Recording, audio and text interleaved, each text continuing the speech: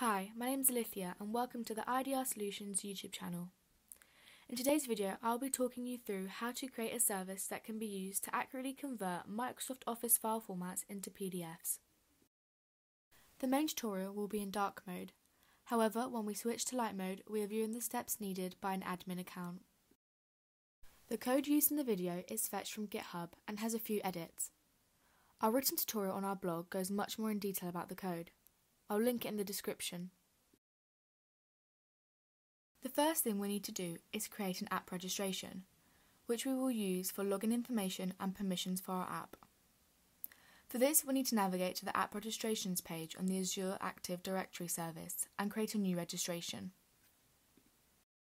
Set the name of your application and leave the rest of the options as their defaults.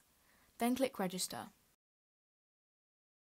Enter this new app registration and take note of the application client ID and the directory tenant ID. We will use those in our application later. I'll be using the post-it on the right side of my screen to save all my details.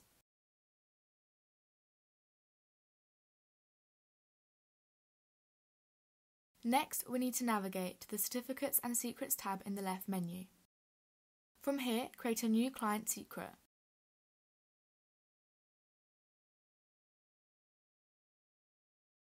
Give it a relevant description and an appropriate expiry length and click the Add button.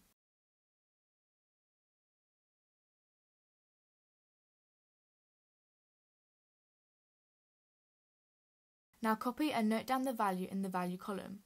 This will be used for our authenticating requests later. The last thing we need to do is set up the application's permissions. We need to configure the application to be allowed to write files so that we can upload our Office files in order to then download them in the correct format. Navigate to the API permissions page.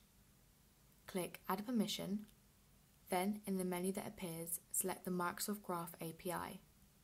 Then Application Permissions, then search for Files, open the submenu and select files.readwrite.all. Click the Add Permissions button, then back on the API Permissions page, click the Grant Admin Consent for X button. If you cannot click this button, then you'll need to get an admin account to navigate to this page and click it for you. The status should now be granted. If not, hit refresh. Now we're onto the Sharepoint Setup. In order to download a file as a PDF, we'll need somewhere to upload it first. For this, we're going to piggyback off of SharePoint. We want to create a SharePoint site that isn't linked to any group. To do this, on an admin account, navigate to www.office.com. Open the admin panel, then the SharePoint tab.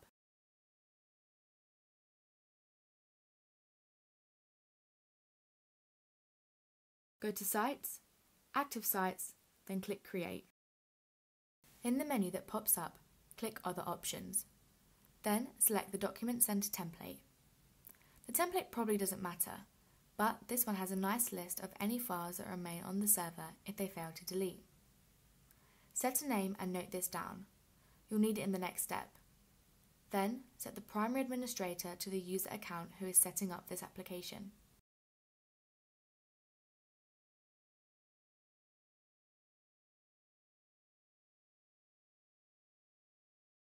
With the site created, we need its ID in order to make API calls using it.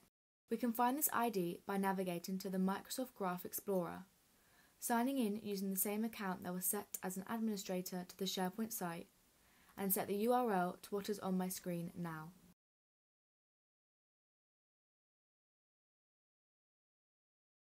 Make sure to replace your site name with the name of the site that you set in the previous step, and your domain with your SharePoint domain. Then execute the query.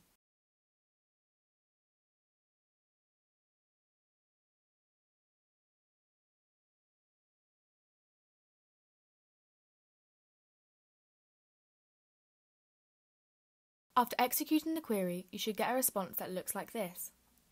Take note of the ID. We will use this for uploading to and downloading from the SharePoint. Now it's time to set up the Azure function. The written guide covers writing the code and what each bit does, but for simplicity's sake, we're just going to pull the completed code from our open source GitHub project to show how to set it up. Navigate to our GitHub page, the link to which can be found in the description of this video, and clone the repository.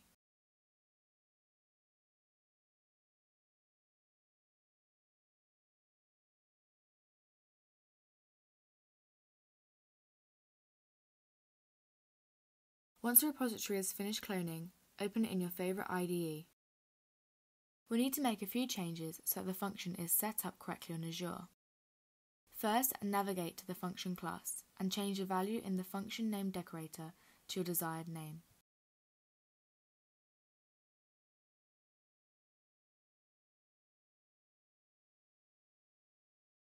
Then, in the project's POM file, set the function app name field in properties to the same name.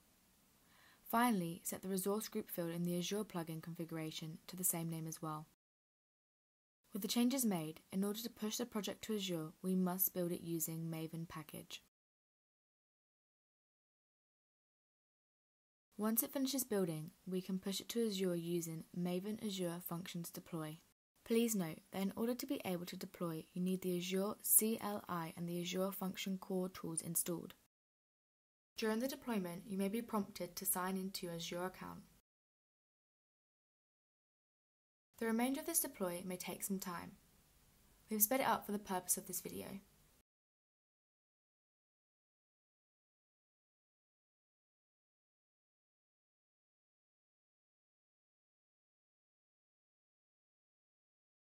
Once the deploy has completed, navigate to the Functions section of the Azure web portal and open the function with the same name that you used in the code before.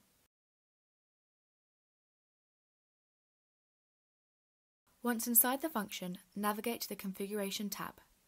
Here we need to add all of the configuration values, making sure to swap out the necessary values of the ones we collected during the setup.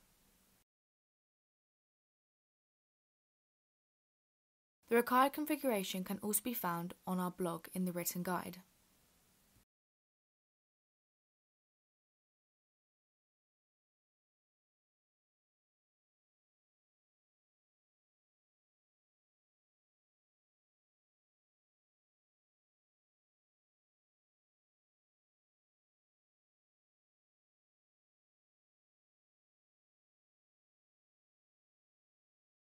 Now that we have finished adding all of the settings, the setup should be complete and the service should now be live. We can access the service via the API/convert endpoint on the function's URL. You can find this URL on the front page of your function app on the Azure portal.